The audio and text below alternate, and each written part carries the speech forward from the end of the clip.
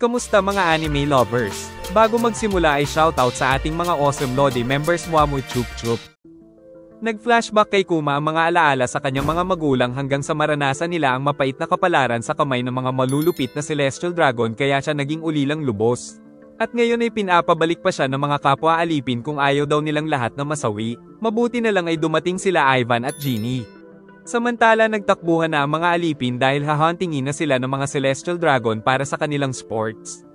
At kung sino ang may pinakamataas na puntos ay makakakuha ng special prize. Nandito si Garland pero hindi magpapatalo ang iba pang kasamahan at nabaril din kaagad ang dalawang alipin. Habang nanunood ang Elder ay hindi makapaniwala ang mga tao na ginagawa lang silang parang hayop ng mga ito. Samantala malakas ang loob ni Ivan na magtatagumpay sila sa plano. At magsisimula daw ang kanilang sports makalipas ang 1 oras kapag nakapagtago na ang mga alipin. Si Fleet Admiral Kong ay nakikiusap kay Garp na puntahan ang mga Celestial Dragon pero tinatamad ito, ngunit nang malaman na baka magpunta si Roger ay nagbago ang isip ni Garp dahil nais niya itong patayin. Nang magsimula ang laro ay tinamaan kaagad si Kuma saka sumabog ang paligid. Nang makapagtago ay nakita nila ang mga Navy ship kaya siguradong walang makakatakas. Giit ni Ivan na ito ay laro upang maubos ang mga tao sa isla at ma-preserve ang natural resources doon, ngunit ang masaklap ay walang makakaalam sa karumal-dumal na gagawin sa kanila ng mga Celestial Dragon. Sinabi ng isang alipin na pinanggako daw sa kanilang pakakawalan pag nakasurvive ng 3 linggo, sagot ni Ivan na sinabi lang ito sa kanila upang tumakbo para sa kanilang buhay upang hindi maboring ang mga hunters kaya kailangan nilang tumakas mismo sa larong ito. Si Garland ay agad na nakapuntos ng 100,000 points. Pinutol ng Fishman ang kadena ng mga kasama samantala si Genie ay pinakalat ang impormasyon tungkol sa premyo ng competition upang magtungo ang mga pirata at magkagulo. Isa sa premyo ay ang Mythical Asher Dragon na pinakamalakas sa uri nito at ang isa pa ay ang Pawpaw Fruit na may kapangyarihan ng teleportation. Giit ni Ivan na kung makain nila ang isa ay siguradong makakatakas na sila. Ngunit naisip ng isang alipin na bago nila makuha ang Devil Fruit ay siguradong papatayin na sila. Subalit malakas ang loob ni Genie na magagawa nila ito basta magkaroon ng kaguluhan dahil sa mga pirata.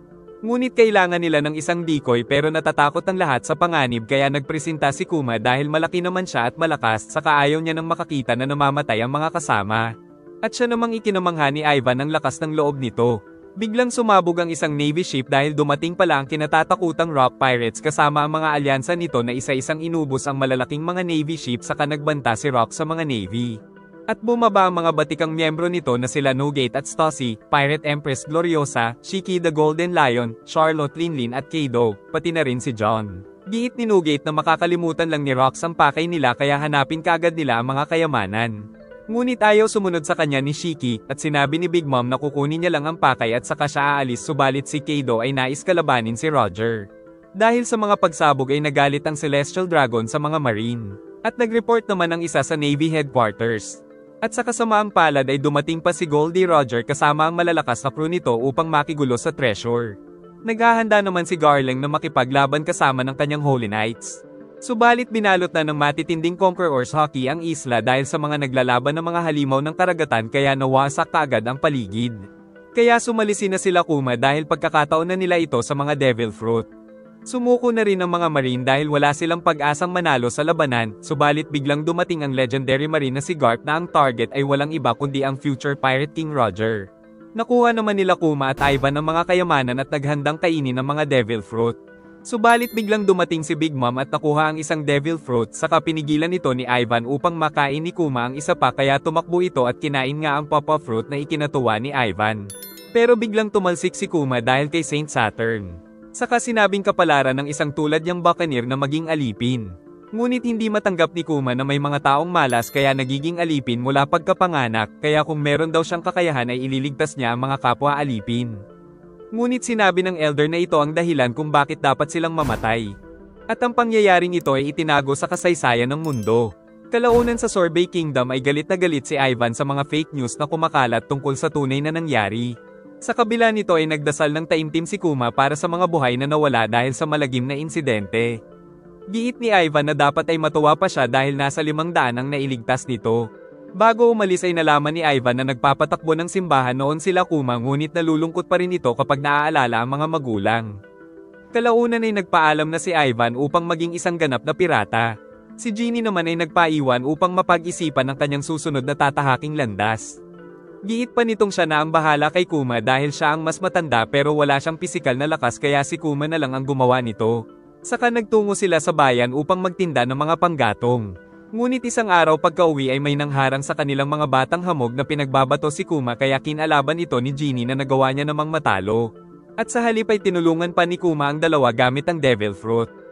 Dahilan para lumaki ang kanilang grupo at namuhay sila ng masaya. Isang gabi ay tinanong ni Genie kung kailan naging alipin si Kuma. Sagot nitong noong siya ay 4 na taon at nalamang pareho pala sila subalit tila masaya pa si Genie na ipinagtaka ni Kuma.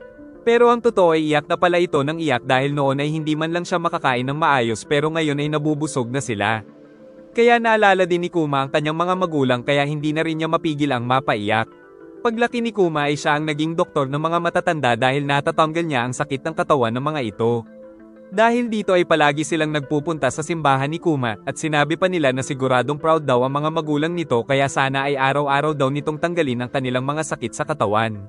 Nagalit naman si Genie at sinabing tuwing linggo lang daw pagagalingin ni Kuma ang mga gurang kaya makakalayas na daw sila sa simbahan.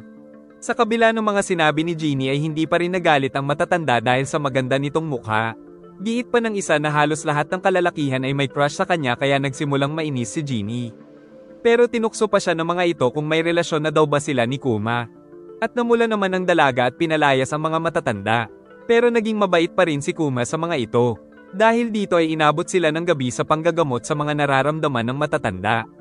Nais daw sanang magbayad ng matatanda subalit nauubos ang pera nila dahil sa heavenly tribute na kinukuha ng hari. Dahil kung hindi daw sila makapagbayad nito ay siguradong ikukulong sila at pahihirapan ng hari na isang tuta lang ng mga celestial dragon. Dahil sa nalaman ay naawa si Genie sa matatanda.